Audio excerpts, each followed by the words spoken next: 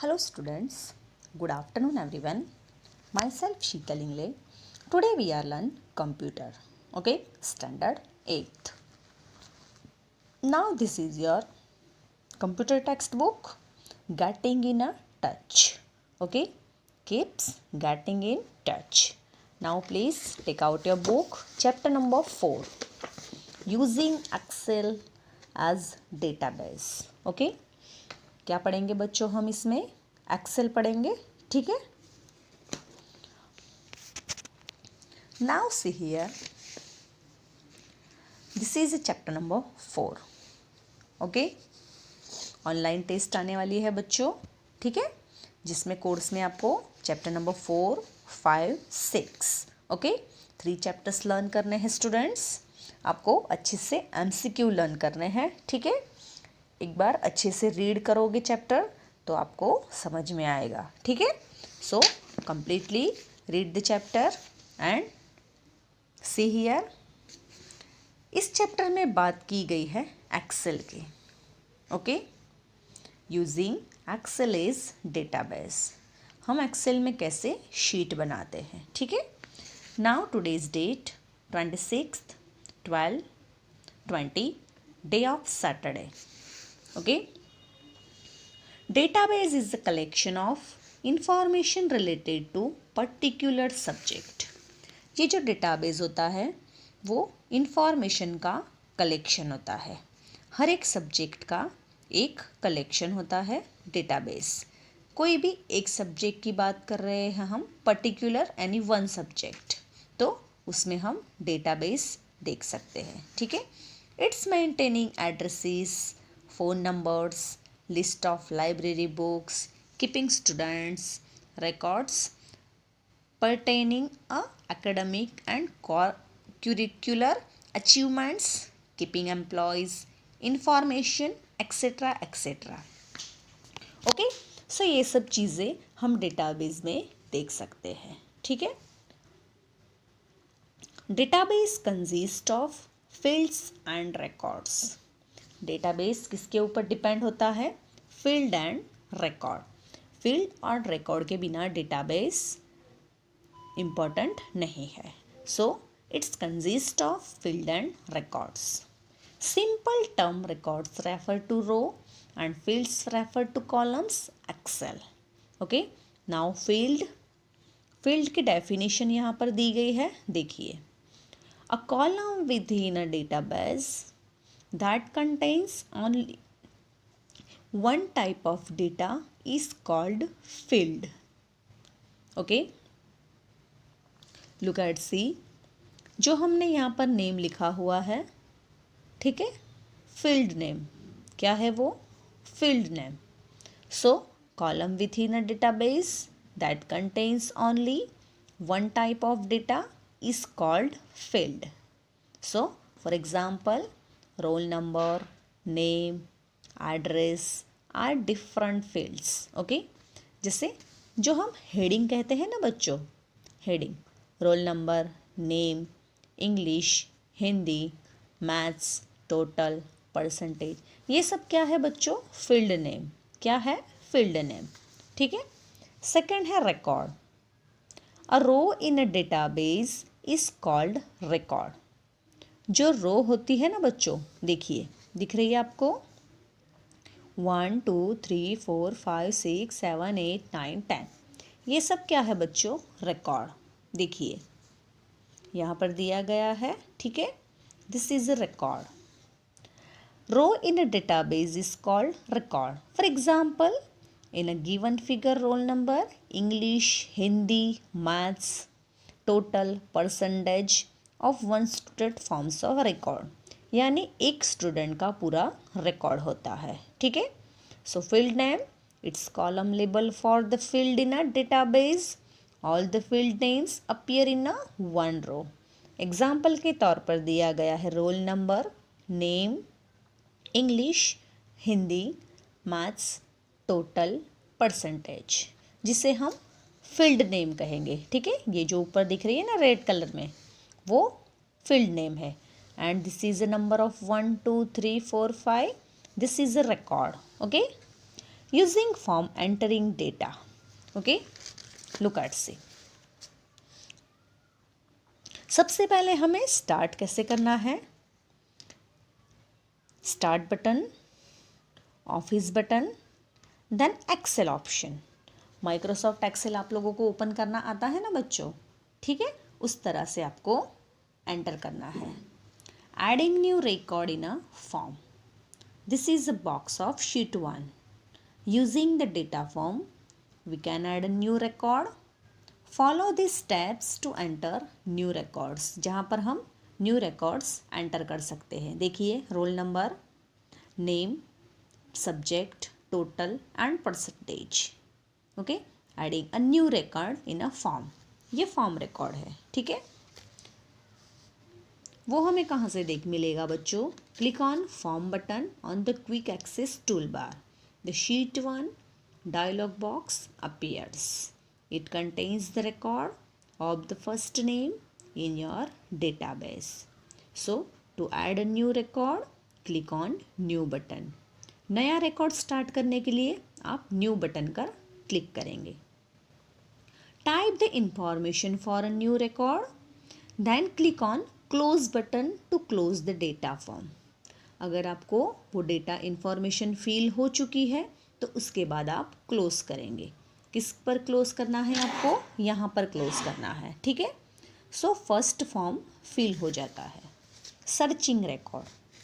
आपको अगर आपने ऐसे बहुत सारे रिकॉर्ड बनाकर रखे हैं, आप क्या करना है, आपको इसमें से सर्च करने हैं कुछ रिकॉर्ड. तो आप रोल नंबर लिखकर सर्च कर सकते हैं, ठीक है.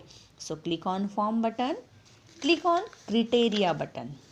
Click on criteria button. Criteria will be displayed in a upper right corner sheet 1 dialog box. फिर आप लिखेंगे रोल नंबर, टाइप 104. यहाँ पर एग्जाम्पल के तौर पर दिया गया है searching a record using form, ठीक है. सो इस तरह से आप सर्च भी कर सकते हो. Then next page, deleting data. Deleting a record. आपने जो अभी रिकॉर्ड बनाया हुआ है वो अगर आपको पर्टिकुलर डिलीट करना है, आपको वो निकाल देना है, तो आप क्या करेंगे बच्चों. Click on form button, move to the desire record by clicking on find next button और find preview button. So click on delete button.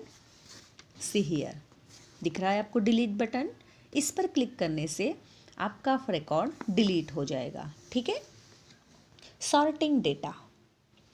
Sorting data is a, look at this, sorting dialog box. दिख रहा है आपको, ये screen कौन सी है, sort dialoging box. Okay, see here. Click on any cell, से B2, click on sort button, sort and filter group on data tab. Okay, आपको यहाँ पर अगर डेटा वैल्यू लिखनी है तो आप वो सर्च करके लिख सकते हैं. Excel usually assumes that you have a header row, first row of titles for your data. First row होती है डेटा लिखने के लिए जिसमें हम टाइटल लिखते हैं. क्या लिखते हैं, title. Click then okay. Database will be arrange in descending order on the basic of total column. फिर हम आगे 1 by 1 एक एक कॉलम लिख सकते हैं, ठीक है. Next page, using filter. See here, ये है फिल्टर ऑप्शन. देखिए यहाँ पर आप क्लिक करेंगे तो आपको फिल्टर ऑप्शन देखने को मिलेगा जहाँ से आप Excel provides several ways to analyze data in a list. Select any cell within the database range, से D3. Choose data filter. आपको डेटा फिल्टर सर्च करना है तो आप कर सकते हैं, ठीक है.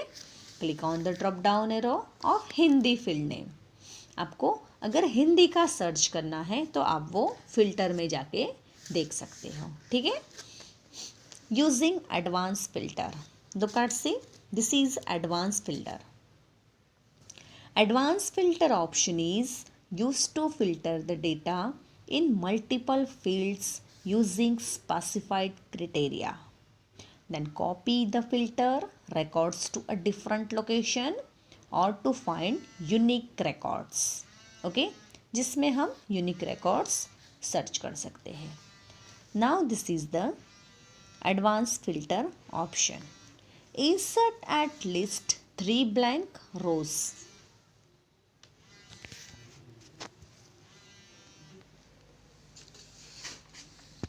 Using advanced filter, this is the area of advanced filter. Okay, so insert the list 3 blank rows using insert sheet rows option. Okay, the criteria range must have column labels. Select the range A4 gem D4. Press Ctrl C to copy the range. Okay, कौन सी की दबानी है आपको? Ctrl C. Now next page, look at C.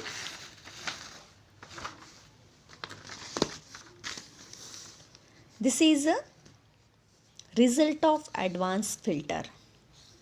आपने advance filter पर click किया तो उसके बाद हमें ये रिजल्ट देखने को मिलेगा. देखिए, दिख रहा है, ठीक है.